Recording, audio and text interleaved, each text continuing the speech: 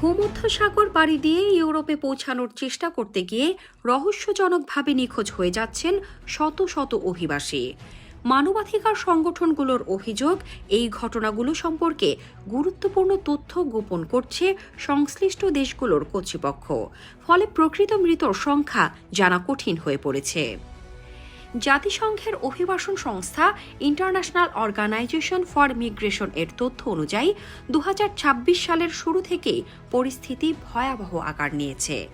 গত 16 মার্চ পর্যন্ত অন্তত 682 জন অভিবাসী নিখোঁজ বা মৃত বলে নিশ্চিত করা হয়েছে, যা এই সময়ের জন্য রেকর্ড সর্বোচ্চ। তবে বাস্তব সংখ্যা আরও অনেক বেশি হতে পারে বলে ধারণা করা হচ্ছে।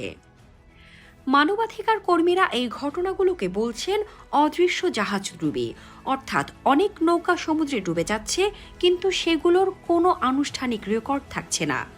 ইতালির গবেষণা প্রতিষ্ঠান Italian institute for international political studies এর গবেষক ম্যাট্রোভিলা বলেছেন, এটি এক ধরনের নিরাপত্তার কৌশল। তথ্য না থাকলে খবর হয় না, আর তখন দায়বদ্ধতাও কমে যায়।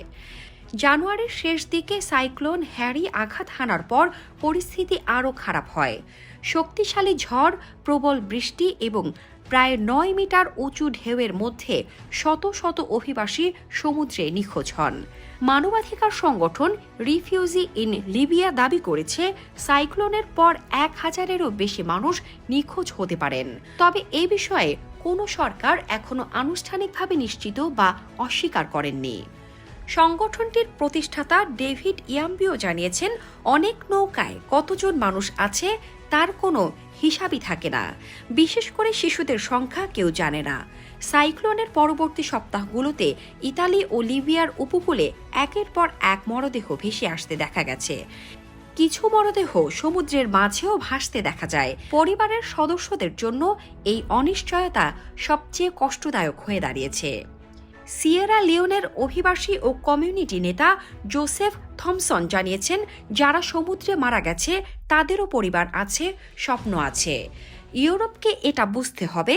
জাতিসংঘের প্রকল্প মিসিং মাইগ্রান্টস পরিচালনাকারী এক কর্মকর্তা বলেছেন, যখন অনেক ঘটনায় যাচাই করা সম্ভব হচ্ছে না, তার ভাষায় গত বছর অন্তত 1500 জনের নিখোঁজ হওয়ার তথ্য যাচাই করা হয়নি।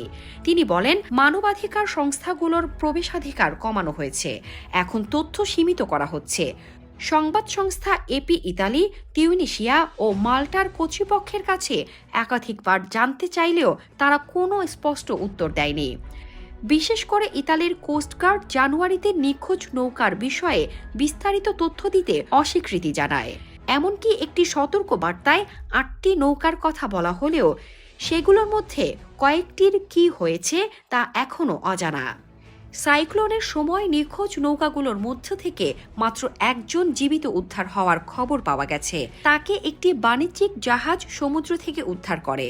উদ্ধার হওয়া ওই ব্যক্তি জানিয়েছেন, তার সঙ্গে প্রায় 50 জন ছিল, যাদের অনেকের মরদেহ তিনি পানিতে ভাসতে দেখেছেন। এই সাক্ষ্যের ভিত্তিতেই কিছু মৃত্যুর তথ্য রেকর্ড করা সম্ভব হয়েছে। বিশ্লেষকদের মতে, ইউরোপীয় দেশগুলোর অভিবাসন নিয়ন্ত্রণ নীতির কারণে তথ্য প্রকাশ কমে গেছে। 2023 সালে ইউরোপীয় ইউনিয়নের সঙ্গে একটি চুক্তির পর তিউনিসিয়া অভিবাসন নিয়ন্ত্রণে কঠোর অবস্থান নেয়। এরপর থেকে দেশটি নিয়মিত তথ্য প্রকাশ বন্ধ করে দেয়। ইতালিও ধীরে ধীরে অভিবাসী উদ্ধার সংক্রান্ত তথ্য প্রকাশ কমিয়ে দেয়। 2020 সালের পর থেকে অনেক রিপোর্ট প্রকাশ বন্ধ হয়ে গেছে।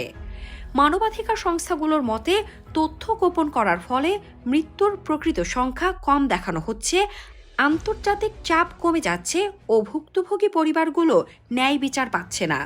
গবেষকরা বলছেন, এটি খুব স্পষ্টভাবে একটি রাজনৈতিক কৌশল, যেখানে জনসাধারণের কাছ থেকে তথ্য যতটা সম্ভব লুকানো হচ্ছে। এই সংকট শুধু ইউরোপ নয়, বিশ্বব্যাপী অভিবাসী কমিউনিটির জন্য গুরুত্বপূর্ণ। দক্ষিণ এশিয়া ও আফ্রিকার বহু মানুষ উন্নত জীবনের আশায় এই বিপজ্জনক পথ বেছে নিচ্ছেন। কিন্তু বাস্তবতা হলো, ভূমধ্যসাগর এখনও বিশ্বের সবচেয়ে বিপজ্জনক অভিবাসন পথগুলোর একটি। বিশেষজ্ঞদের মতে, নিরাপদ অভিবাসন পথ তৈরি এবং স্বচ্ছ তথ্য প্রকাশ না হলে এই ধরনের অদৃশ্য মৃত্যু ভবিষ্যতেও অব্যাহত থাকবে।